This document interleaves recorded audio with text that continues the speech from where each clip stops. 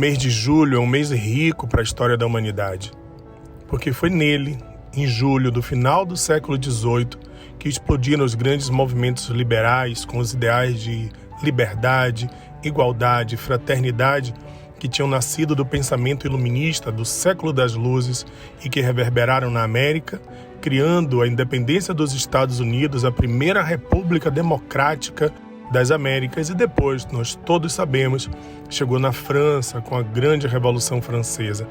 Embora nem todos esses ideais na prática tenham se transformado em grandes ganhos para a humanidade, foram as ideias do iluminismo que fizeram com que a humanidade desse passos importantes nos seus conceitos de política e participação. Comemorando o mês de julho, convido vocês para mais um dia de aula, TV Enem.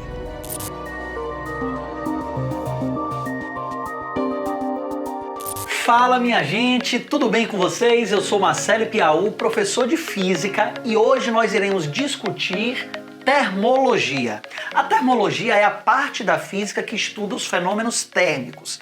E por questões didáticas, buscamos dividir o estudo da termologia em 5 partes. A primeira delas é a termometria, depois teremos dilatação, calorimetria, formas de propagação do calor e também a termodinâmica. Nesse primeiro encontro falaremos sobre a termometria, que é a parte da física que realiza a medida das temperaturas. Mas observem bem, para que possamos medir a temperatura de um corpo, nós fazemos uso de um instrumento chamado termômetro. Existem diversos tipos de termômetro. Durante muitos anos foi utilizado dentro do termômetro a substância mercúrio, mas como nós sabemos, o mercúrio é um material cancerígeno. E quando esse termômetro quebrava, as pessoas resolviam brincar com o mercúrio, e isso acabava podendo gerar danos à saúde. Atualmente utiliza-se ou os termômetros digitais, que são termômetros elétricos, ou termômetros como esse, que são termômetros de álcool. Observe que nessa parte de baixo você tem uma pecinha chamada bulbo, e dentro do bulbo fica o álcool que está misturado com um corante para que a sua visualização possa ser feita de maneira mais adequada. Agora observe bem, é importante destacar que quando você está se preparando para o Enem, você tem que dar uma atenção especial à competência 1 da habilidade de número 3. Ela exige que você seja capaz de confrontar o pensamento científico com aquele pensamento que é desenvolvido no senso comum ao longo do tempo e das diferentes culturas. Desse modo, faz-se necessário diferenciarmos duas grandezas que corriqueiramente nós trabalhamos como se fossem expressões sinônimas. Eu estou me referindo ao calor e à temperatura, que são duas coisas completamente diferentes.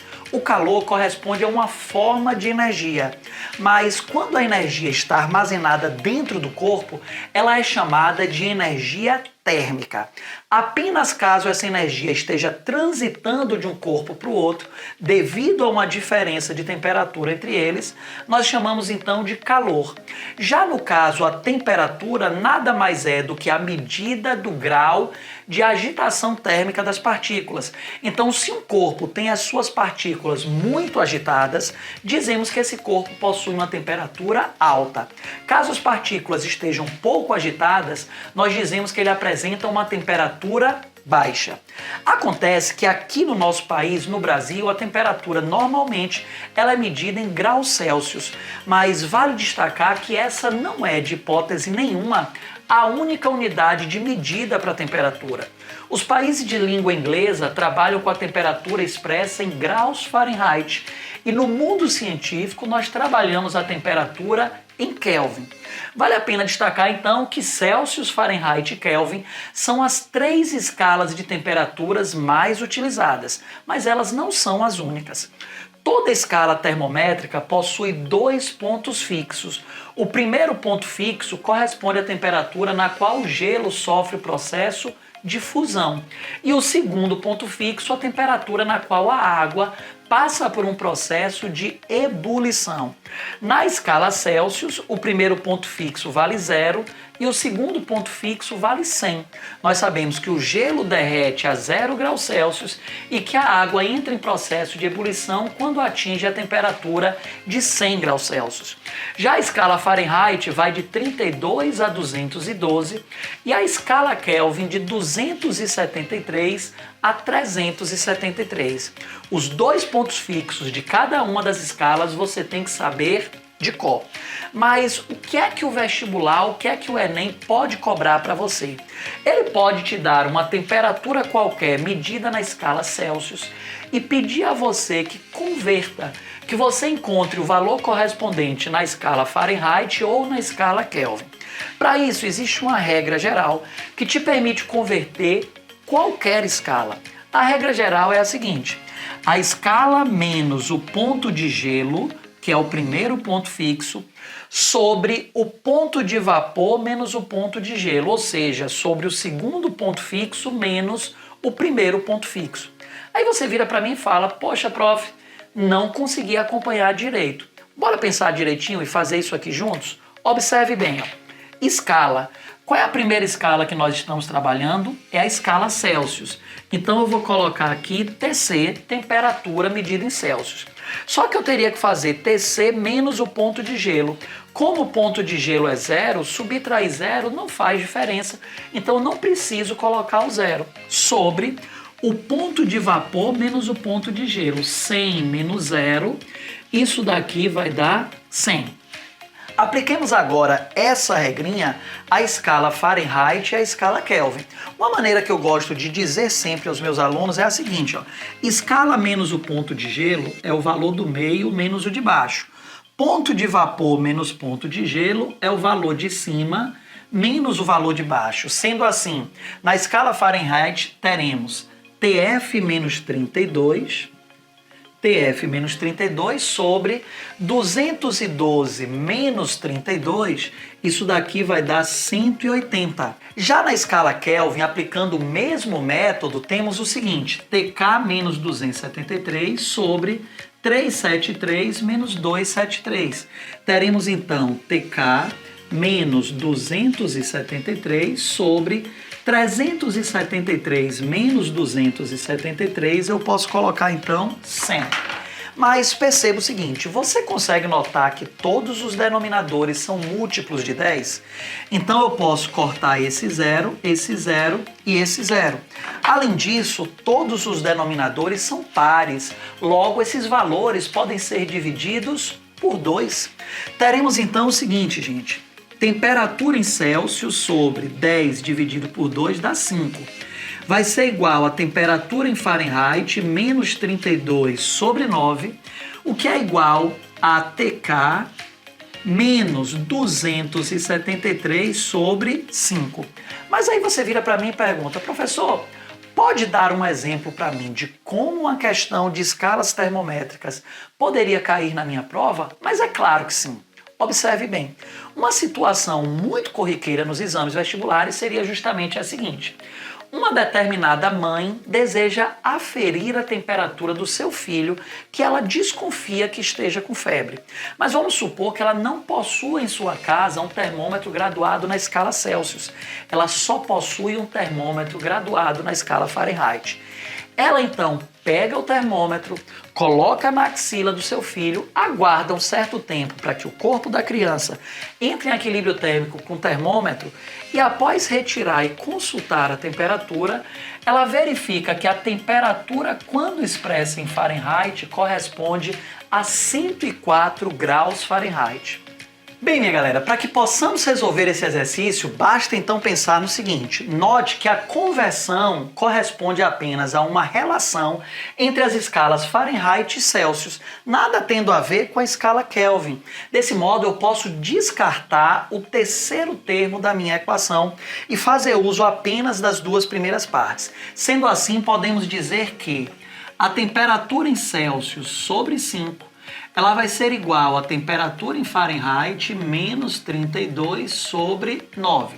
A temperatura na qual a criança se encontrava expressa na escala Celsius é justamente o que nós estamos buscando.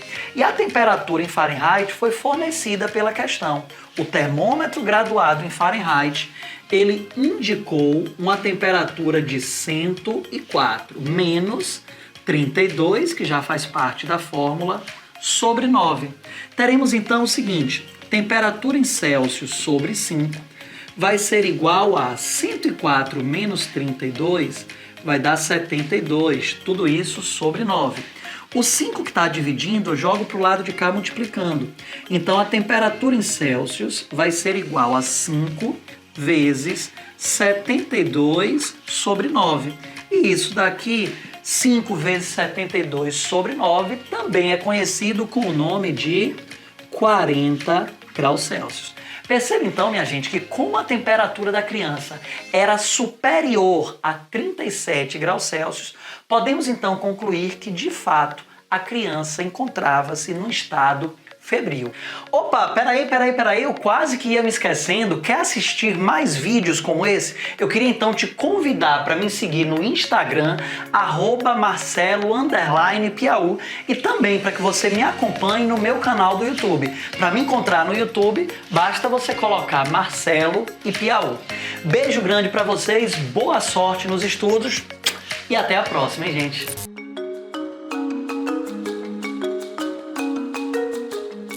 Oi, gente! Então, pessoas, vamos trabalhar hoje com poesia moderna. E para isso é necessário lembrar que essa poesia nasce de uma série de questionamentos, de uma tentativa de construir algo novo, algo que questionasse, algo que destruísse toda uma tradição passadista, uma tentativa de dizer não ao parnasiano, não às idealizações românticas, e sim, quem somos nós?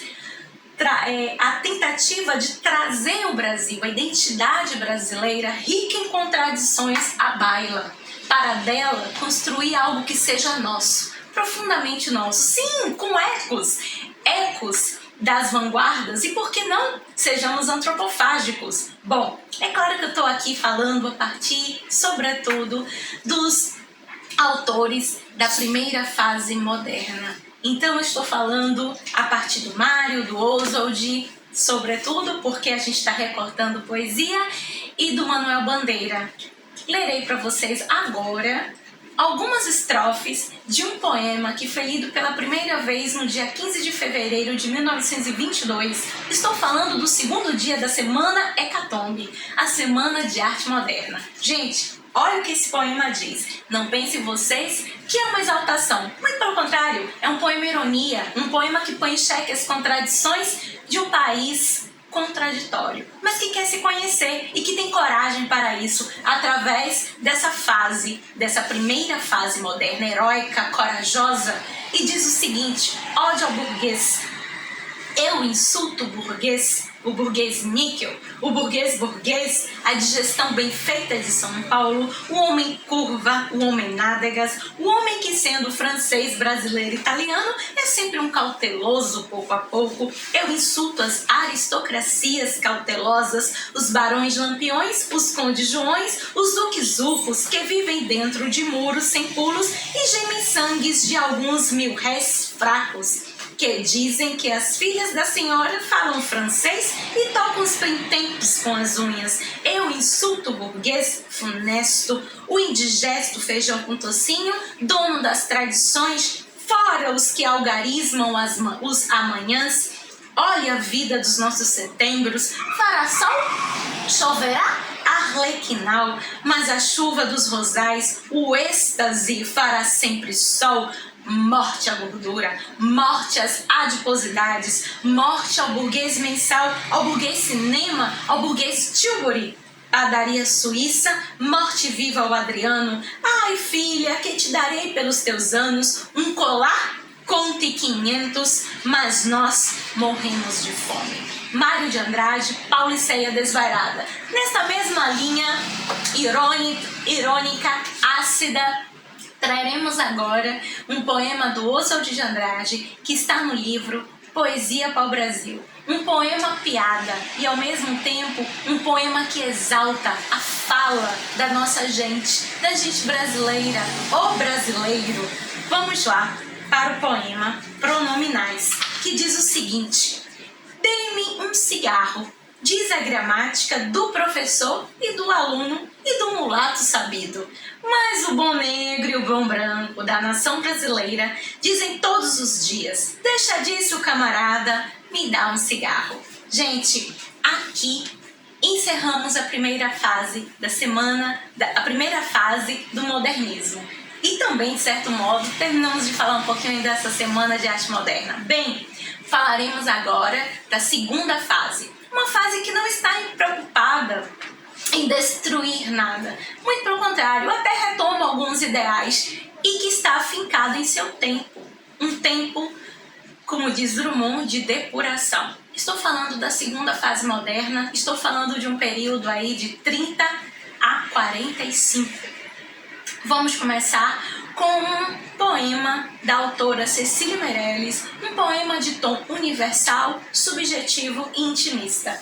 Essa poeta fantástica, que nos diz no livro Cântico, no canto 4, o seguinte: adormece o teu corpo com a música da vida, encanta-te, esquece-te, tem por volúpia a dispersão.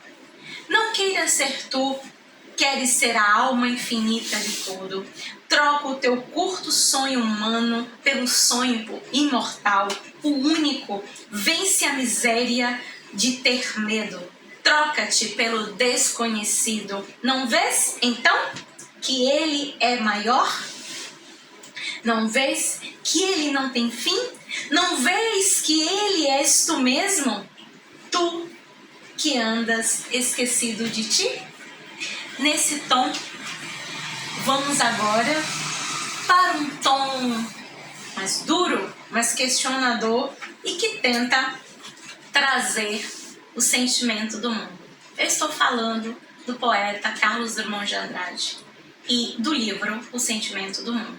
De um momento agora imerso na Segunda Guerra Mundial, de 39 a 45, um tempo de depuração. Um tempo de dor, um tempo de angústia, um tempo de pensar o mundo com um outro lugar, mais humano, mais respeitoso, mais amigo, mais equânime. Bom, vamos para o poema Mãos Dadas. Não serei o poeta de um mundo caduco. Também não cantarei um mundo futuro. Estou preso à vida e olho meus companheiros. Estão taciturnos, mas nutrem grandes esperanças. Entre eles, considero a enorme realidade. O presente é tão grande, não nos afastemos. Não nos afastemos muitos, vamos de mãos dadas. Não serei o cantor de uma mulher, de uma história. Não direi os suspiros ao anoitecer, a paisagem vista da janela. Não distribuirei entorpecentes ou cartas de suicida. Não fugirei para as ilhas, nem serei raptado por serafins. O tempo é a minha matéria, o tempo presente, os homens presentes, a vida presente. Então, um poema do tempo presente, um poema de mãos dadas. Gente, essa é a segunda fase modernista. Uma fase que se quer universal, uma fase subjetiva, mas uma fase também que questiona, que põe em xeque as contradições sociais, econômicas, políticas, não só do Brasil, mas do mundo. Bom, nós iremos agora para a terceira fase. E quando a gente fala da terceira fase, claro que a gente está falando do João Cabral de Melo Neto, com Morte e Vida Severina. Sim, estamos falando dele. Mas também podemos falar de um outro poeta chamado Mário Quintana, que de um lado é sim irônico, de um lado questiona, de um lado põe em xeque as contradições desse país, mas de um lado é lírico, do outro lado é trovador. E vamos ler, dentro desse viés da esperança, do afeto, o poema A Trova das Utopias. E diz assim: se as coisas são intangíveis, ora, não é motivo para não querê-las. Que tristes os caminhos se não fora a mágica presença das estrelas. Mário Quintana, no livro O Espelho Mágico. Então, gostaria também de chegar aos dias de agora. e de dividir com vocês uma poesia de um poeta baiano, jovem, chamado Josevaldo Santiago, no livro Agô. Agô é licença. Vamos lá, o que esse livro propõe como poesia contemporânea. O nome do poema? Sandálias Azuis. A Jussara de Jesus Lopes. Ganhei sandálias azuis havaianas ontem. Não fosse esse inesperado acontecimento, 13 de março de 2003, seria esquecido no lixo dos dias vão. O dia de ontem. Sou de um outro tempo, da época que sandálias eram vendidas em feiras. Alguém aí sabe qual é a emoção de ganhar sandálias azuis havaianas? Sou um homem feito eu. O que precisa? Uma família feita a minha? Falta pão pela manhã. Falta feijão com arroz. Falta pasta de dentes. Falta sabonete. Cuecas e calcinhas cheias de buracos. Falta e faltas. O que de tantas? Desemprego. Lá em casa sobram 3. O que são 3 empregos? Disse outro dia na TV, o Brasil, a 8ª economia do mundo. Fez o primeiro mês. Após mais de 2 anos em casa. Do salário, a primeira compra deveria ser algo de grande necessidade. Mas maninha olhou os meus olhos. Agora, andarei pelos becos, escadas e ruas da Saramandaia, com sandálias azuis. Não esquecerei nunca o dia dos anos antes desse dia que ganhei sandálias. Calçarei havaianas azuis. Como agradecer esta mulher? O filho não tem dimensão da mãe. Rogo que olhe por ela, céu azul. Faça azuis os caminhos por onde ela passa. Já vi a vida, não é azul, mas feito a esperança, as mães são azuis. Gente, muito obrigada, espero tê-los ajudado.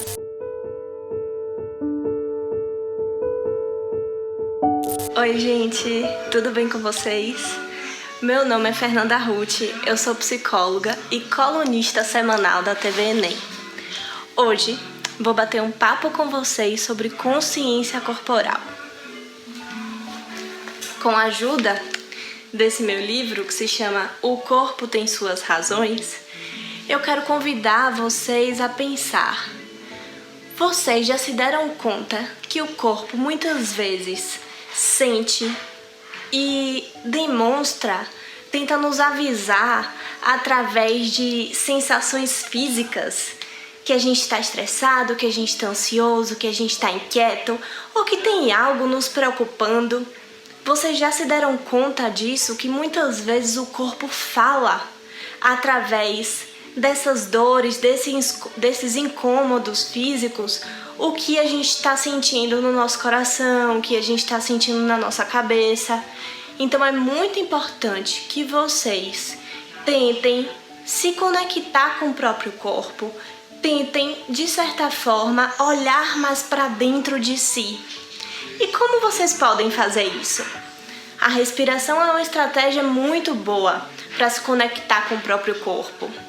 A yoga, por exemplo, é uma estratégia também bem bacana para poder se conectar com o corpo, com a mente, de uma forma assim mais harmoniosa.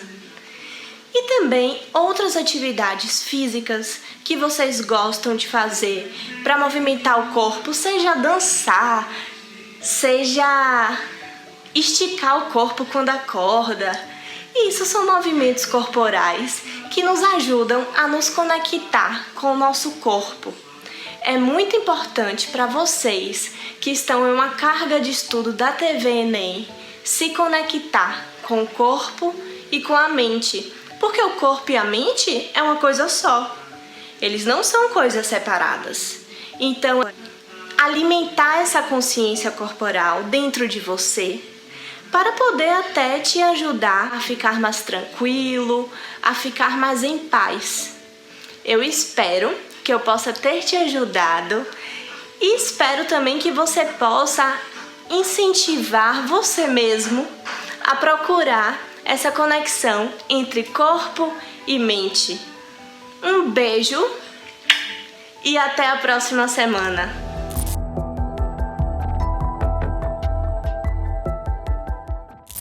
Olá, galera! Tudo bem? Estamos aqui de volta no nosso curso de atualidades para a gente continuar falando do Japão. É essa a ideia aí. Lembro que eu disse a vocês que o Japão passou por uma grande transformação. Essa transformação a gente chama de Era Meiji, né? Que é a Era das Luzes, a Era do Desenvolvimento, do Progresso.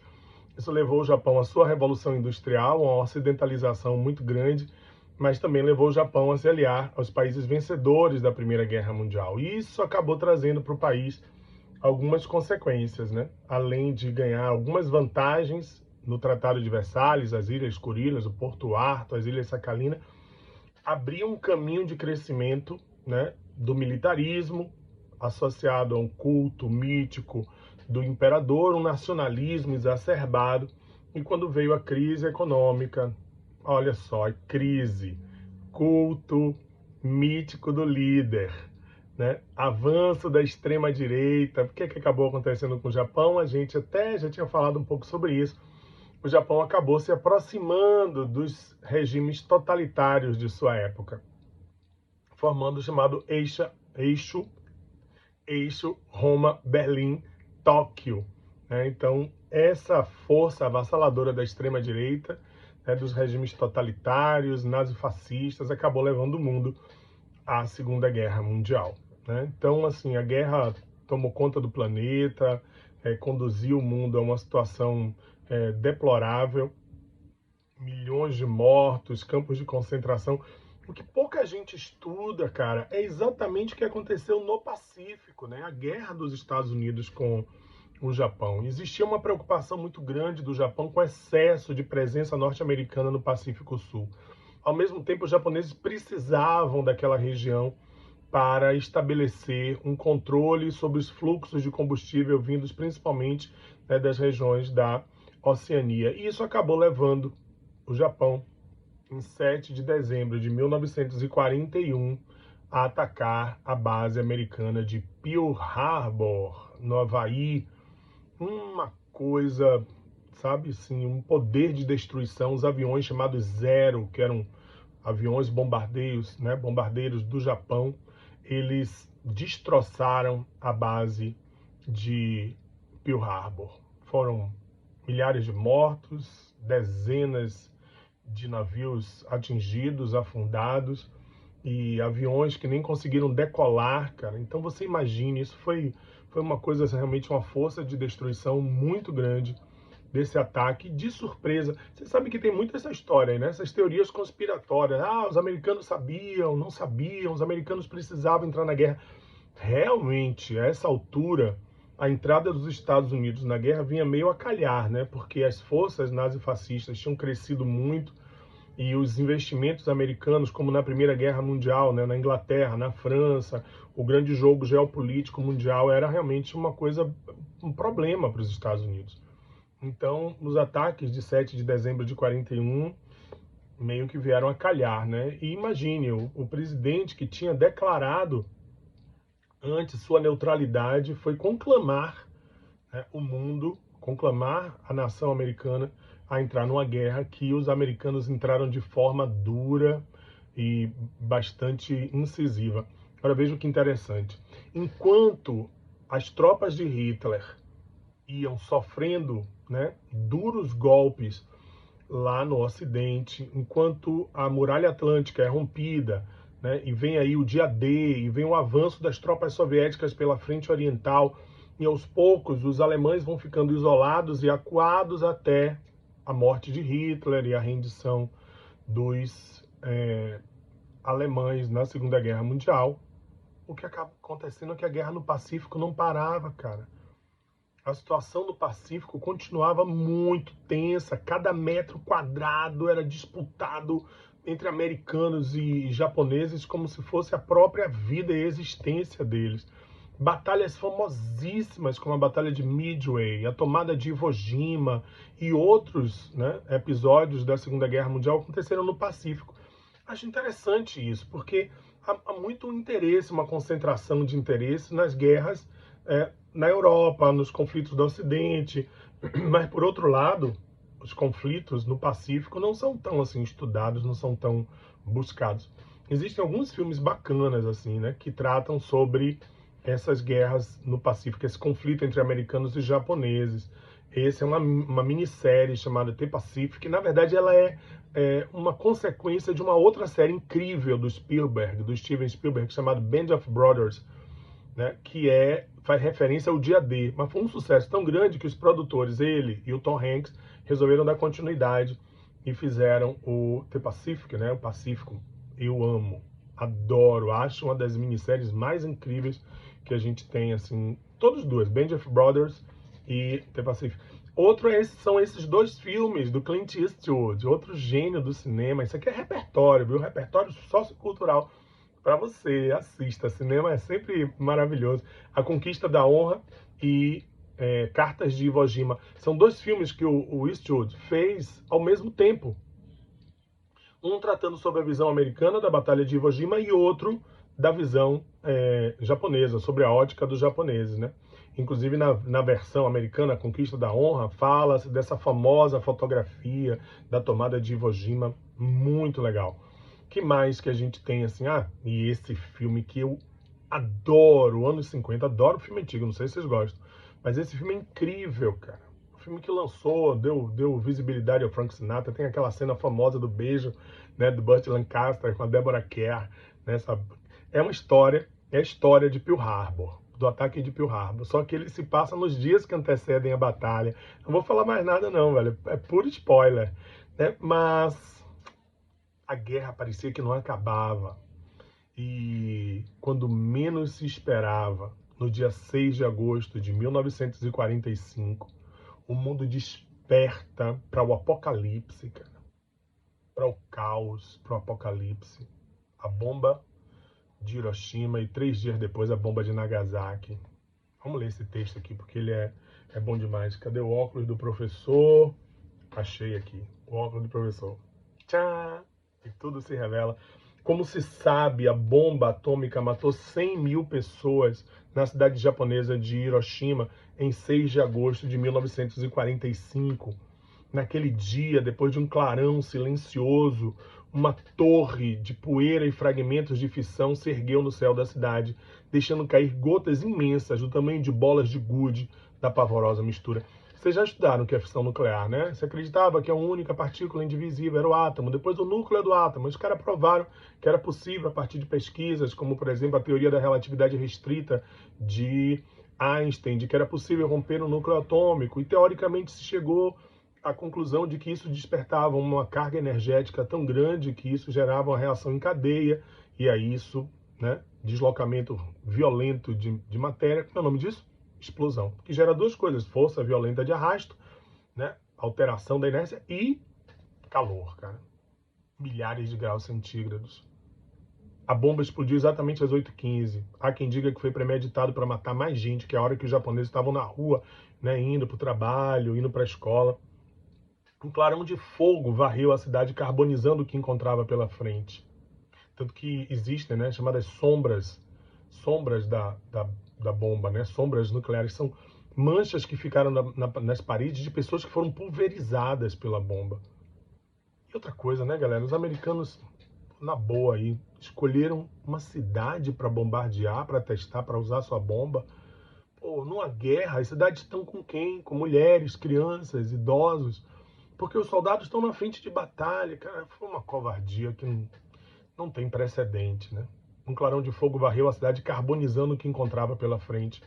Aqueles que não morreram carbonizados ou em razão do deslocamento de ar, que levaram casas e prédios como se fossem de papelão, começaram a vagar pela cidade, alguns como se fossem mortos-vivos, muitos em estado horripilante, o rosto queimado, as órbitas vazias, as faces marcadas pelo líquido que escorrera das córneas, derretidas, cara. Talvez porque fossem soldados da defesa antiaérea e estivessem olhando para cima quando a bomba explodiu. Outros sobreviventes, metade da população de 200 mil habitantes, vagaram em busca de ajuda em hospitais que igualmente estavam destruídos. Queriam tratar suas queimaduras e fraturas. Muitos perderam não só os olhos, mas também os membros. Muitos corriam e a pele escorria, derretida pelo calor. Muitos se jogaram no rio, tentando fugir da onda de calor absurda e foram cozidos pelo rio em ebulição. Uma monstruosidade. 10 segundos de silêncio para eu fechar por hoje.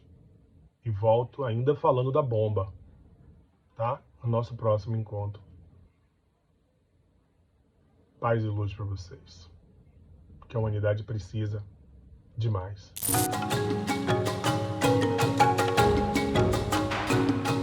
Olá, amores! Tudo bem com vocês? Bom, eu tô aqui para falar de um evento que ele é revolucionário. Ele é lindo e Caetano cantou. Luz do sol que a folha traga e traduz em verde novo, em folha, em graça, em vida, em força, em luz. Caetano cantou fotossíntese. E a fotossíntese é um evento tão revolucionário, que se não fosse a fotossíntese, nós não estaríamos aqui. Por quê? Daqui a pouco eu te conto. Se não fosse a fotossíntese, não existiria oxigênio. Por quê? Calma, daqui a pouco eu te conto. A fotossíntese, ela filtra gás carbônico da atmosfera. Por quê? Calma, daqui a pouco eu te conto. A fotossíntese surge há 1.250 milhões de anos atrás e as cianobactérias foram os primeiros organismos fotossintetizantes, tá? E hoje, Wellen, quem é que realiza a fotossíntese? As cianobactérias, porque elas ainda existem, tá? Estão no oceano, nas águas. As algas também realizam a fotossíntese e os vegetais. Lembrando que algas e vegetais são organismos eucariotos e apresentam nas suas células uma organela chamada de cloroplasto, que é a organela responsável pelo evento fotossintético. Já as cianobactérias, tá, realizam esses eventos através da especialização localizada na membrana plasmática e a outra parte no seu próprio citoplasma. Tá? E esse evento, esses detalhezinhos você não pode esquecer. E um detalhe básico, o cloroplasto, que é a organela responsável pela fotossíntese, apresenta DNA próprio, ribossomo próprio, capacidade de autoduplicação, tá? Ribossomo 70S, característica de procarioto. O que eu quero te dizer? Que, de acordo com a teoria de Lee-Margulis, tá? Mitocôndrias, assim como os cloroplastos, foram organismos vivos no passado, que foram fagocitados por um eucarioto ancestral. Não esqueça disso jamais. Tá? E o que é a fotossíntese, Wellen? A fotossíntese é uma reação muito simples, mas ao mesmo tempo revolucionária. Tá? É a união do gás carbônico com a água. E a união do gás carbônico com a água promove, tá, a formação da glicose, C6H12O6, e a liberação do oxigênio no ambiente terrestre. E é esse oxigênio que a gente respira, foi esse oxigênio que foi responsável pela formação da camada de ozônio. E aí pare e pense. Não existia o oxigênio na forma livre na atmosfera, tá? Até então, porque a atmosfera era redutora, o oxigênio passa a existir, e esse oxigênio que até então surge era tóxico, tá? Matou 2/3 de toda a vida existente na Terra naquele momento. Esse período é conhecido como holocausto do oxigênio, tá? Esse oxigênio, ele foi responsável pela formação da camada de ozônio, e a camada de ozônio, ela filtra o raio V. A partir do momento que a camada de ozônio filtrou o raio V, menos raio V entrou no ambiente terrestre, menos calor foi produzido, e isso reduziu a temperatura global. E qual é a consequência disso? Tá? A vida que até então estava concentrada na água, sai da água e ela começa a habitar os continentes. Olha como a fotossíntese é revolucionária. A fotossíntese promoveu a mudança da atmosfera de um planeta. É o único evento biológico que foi capaz de fazer isso. A fotossíntese proporcionou o aparecimento da vida no ambiente seco, porque até então ela estava concentrada na água. E aí, posteriormente, tá, esse oxigênio foi fundamental para quê? A respiração aeróbia, que é a respiração que surge a partir dos eventos fotossintéticos.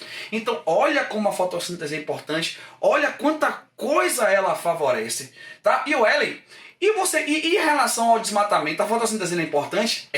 A fotossíntese é extremamente importante. Então, a partir do momento em que os vegetais de grande complexidade, por exemplo, localizados na floresta amazônica, estão filtrando o gás carbônico, tá? Eles estão tirando o principal gás responsável pelo efeito estufa.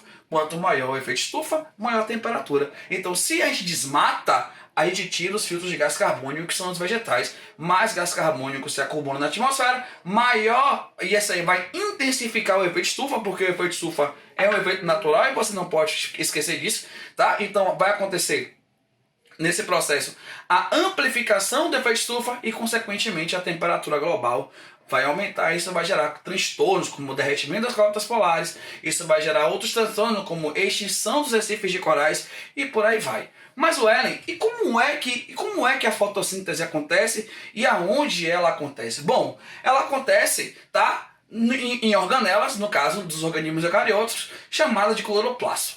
E o cloroplasto, ele tem uma característica única, que é, ele tem uma membrana externa e um terceiro sistema de membranas chamado de membrana tilacoide. Tá? E é nessa membrana tilacoide que a fotossíntese vai ser iniciada. Então, o que eu quero falar para vocês aqui agora é como a fotossíntese ocorre. A fotossíntese, meus amores, ela ocorre em duas etapas. A etapa clara, que é a etapa que depende diretamente da luz, e a etapa escura, que é a etapa que não depende diretamente da luz, ela depende da etapa clara para acontecer, tá? A etapa clara é conhecida como etapa fotoquímica ou hidrólise da água, e essa etapa acontece lá na membrana tilacoide, tá? A membrana tilacoide apresenta uma proteína chamada de clorofila. A clorofila, ela faz a captação da luz solar, agita os elétrons da molécula da água, promovendo a quebra da molécula da água. Quando a molécula da água é quebrada, ela libera o oxigênio na atmosfera e libera o hidrogênio e os elétrons, que são captados pelo transportador NADP. Então, detalhe, ó, o oxigênio proveniente da fotossíntese, ele é resultante da quebra da molécula da água, tá? Então, o oxigênio surge na primeira fase da fotossíntese, ok? E a etapa clara da fotossíntese, ela vai promover a produção de dois produtos importantes, tá? O NADPH, tá? E o ATP. Então a mitocôndria não é a única organela que produz o ATP. O cloroplasto também produz o ATP. A diferença é que o ATP produzido pelo cloroplasto, ele não vai ser liberado no citoplasma. Ele vai ficar no próprio cloroplasto, tá? Promovendo o evento de fotossíntese. E aí, ó, nesta fase clara, você tem aqui, ó, é importante você estudar dois sistemas. Fotossistema 1, fotossistema 2. Fotofosforilação cíclica, fotofosforilação acíclica. A fotofosforilação cíclica promove a formação do ATP. A fotofosforilação acíclica promove a formação do NADPH, ok? E a etapa escura, que é conhecida como etapa de fixação do carbono, tá? Que acontece no estroma do cloroplasto, tá? Aqui, ó, você tem o que, tá? O ciclo de Calvin-Benson, que é o ciclo de fixação desse gás carbônico. É aqui que os percussores da glicose serão formados. É aqui que a gente vai formar a matéria orgânica que vai dar origem à glicose futuramente. Então perceba, ó, e a fase escura para acontecer, tá? Ela depende dos produtos da fase clara. Se a fase clara não acontecer, a fase escura, ela não acontece, tá? E a fase clara, para acontecer, depende diretamente da luz. Ellen, qual é a etapa da fotossíntese que depende diretamente da luz? Etapa clara. A etapa química, o ciclo de Calvin-Benson, tá? Não necessariamente depende da luz para acontecer, depende da etapa clara, ok? E aqui na etapa escura, o que eu vou ter como resultado aqui? A formação de compostos orgânicos que futuramente vão dar origem à glicose. Aqui, ó, na etapa escura, quem é que vai entrar na brincadeira? O gás carbônico, ok? Na etapa clara, quem é que vai entrar na brincadeira? A água, ok? E aqui, ó, na etapa clara, ó, liberação, tá? Do oxigênio. Não esqueça disso, tá bom? E um detalhe importante você estudar, ó, as etapas do ciclo de Calvin-Benson. O ciclo de Calvin-Benson, ele é formado em três etapas importantes. A fixação, que é a entrada do gás carbônico, tá? A redução, que é o momento em que eu utilizo os produtos da fase clara, e a regeneração, que é a regeneração da rubisco. É importante estudar esses eventos com detalhe, saber como são que eles ocorrem etapa a etapa. ok? Geralmente, a fotossíntese ela acontece nas folhas, tá? Dos vegetais, em um parênquima chamado de parênquima palissádico, que é o tecido responsável pelo processo fotossintético. Algumas plantas, como as plantas do deserto, plantas da caatinga, tá? Plantas do cerrado, chamadas de planta C4, realizam a fotossíntese com 2 processos de fixação, tá? Um evento de fixação 1 e depois o evento de fixação 2, que é esse evento que ocorre aqui na membrana, no estroma do cloroplasto, tá? É importante você estudar a fotossíntese C4, estuda lá uma enzima muito importante que é a pepcarboxilase. O que é que ela faz, por que ela é importante, tá? Quando for estudar as plantas da caatinga, é importante estudar a fotossíntese dia e noite. Porque o que é a fotossíntese dia e noite? Como é que ela acontece? Ok, meus amores? Estuda esses eventos, façam questões, cai muito em vestibular. Prazer mais uma vez estar com vocês aqui. Um beijo, fiquem com Jesus. Tchau, tchau.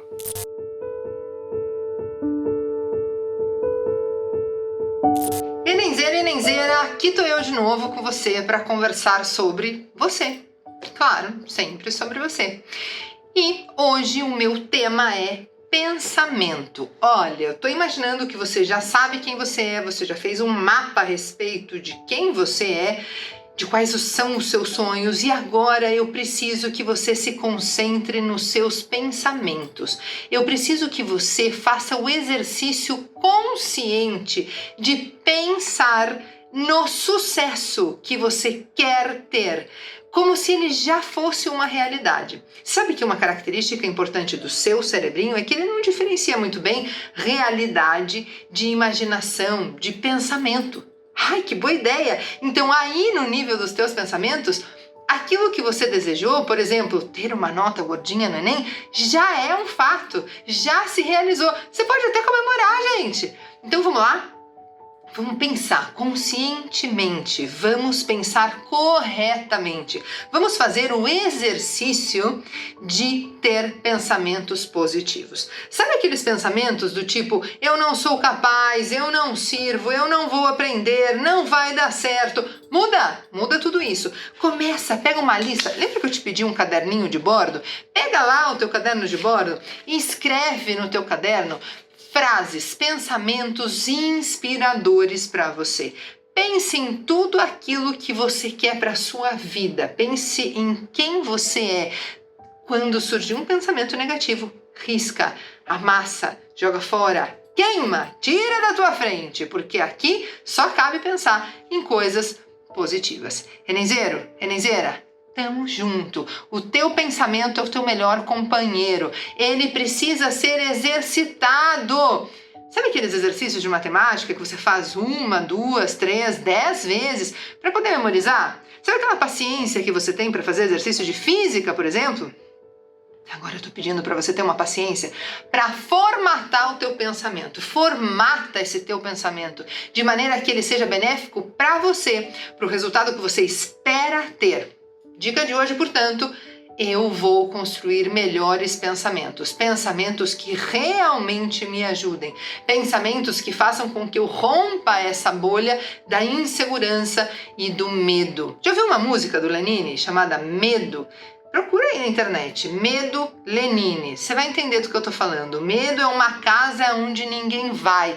Puxa vida, eu preciso ter pensamentos positivos, eu preciso ter pensamentos que me alimentem para eu deixar de ter medo. Vamos combinar? Conto com você, qualquer coisa que você precisar, tô por aqui, vamos conversando, vamos juntos, a nossa jornada tá maravilhosa. Enenzeira, Enenzeira, vem comigo.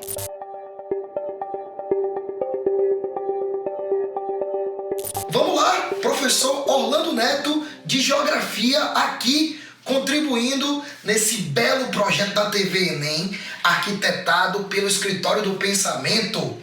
Hoje vamos falar do relevo brasileiro.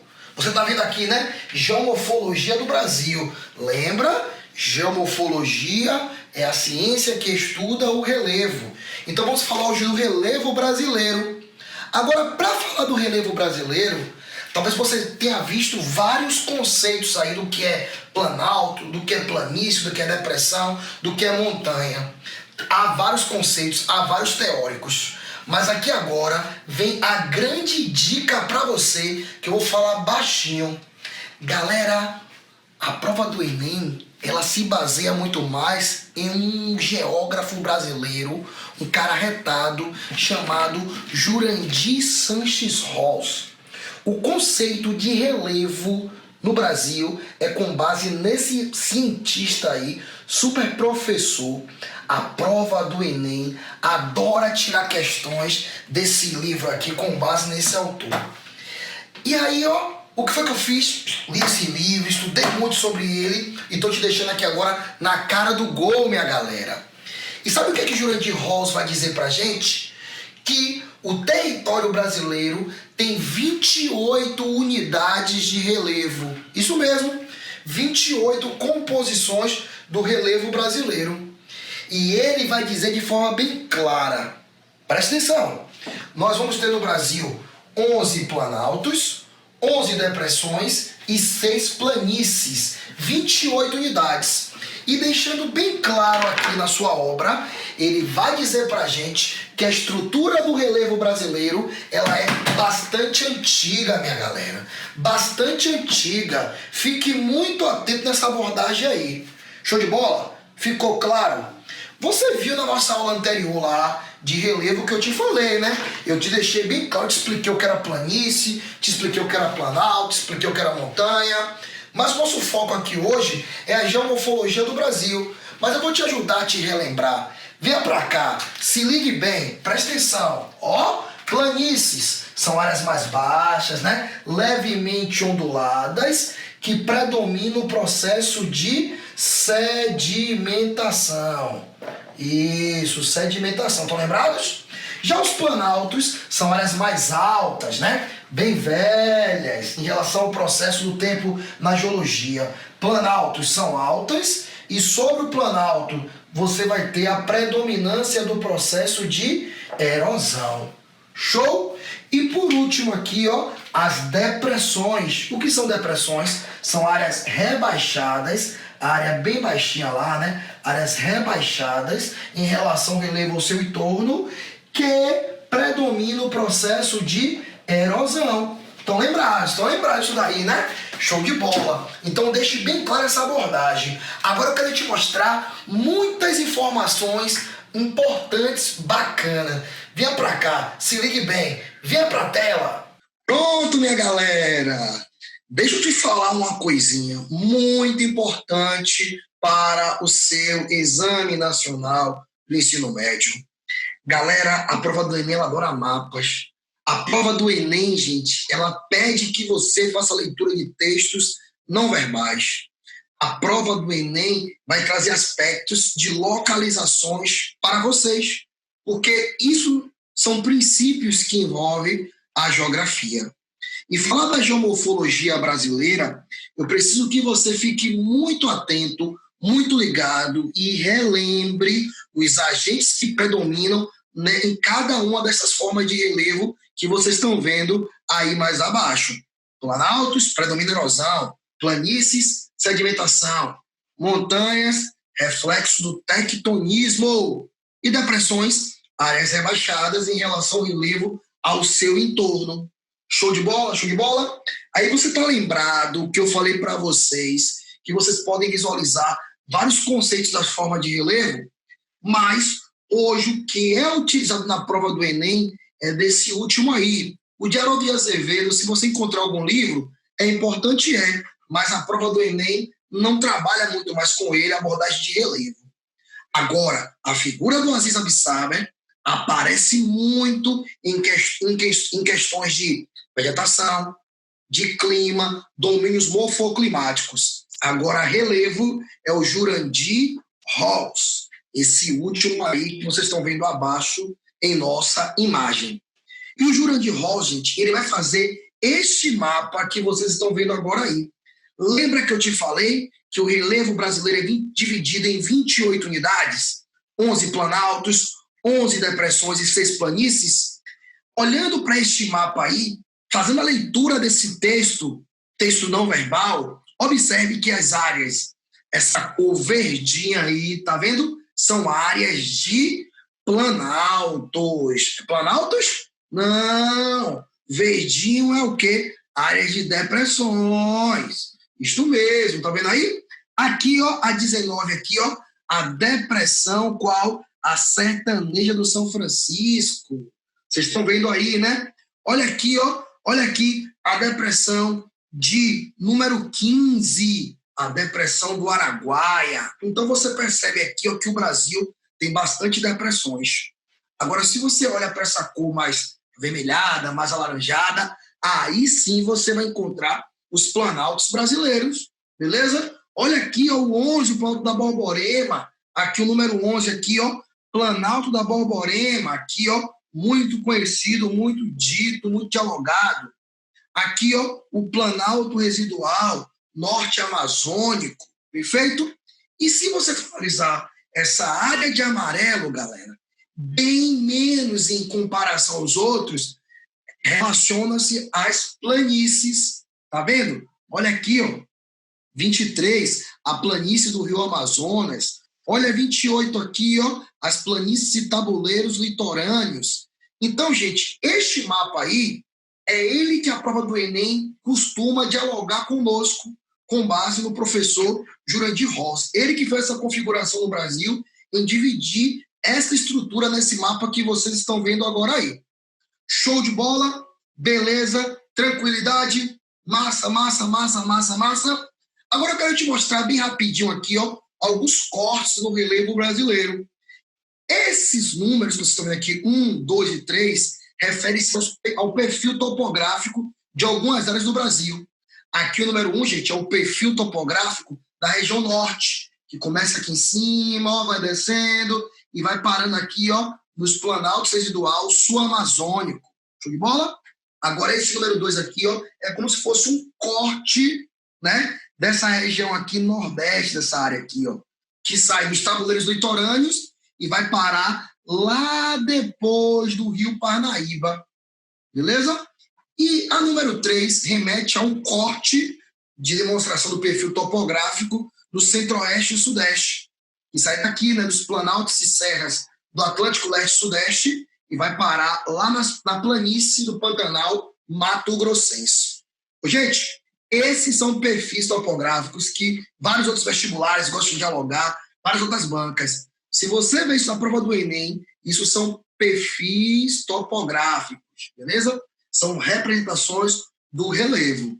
Show de bola? São esses que sua prova pode cobrar de você aí. Fique muito atento, muito ligado, tudo certinho. Agora, eu quero te mostrar outras formas de relevo. Quando você vê alguma dessas alternativas da sua prova, e são formas que menos caem no nosso Exame Nacional do Ensino Médio, eu quero que você fique bem atento aí. Galera, montanhas, estão lembrados? Áreas altas, normalmente novas, reflexo do tectonismo.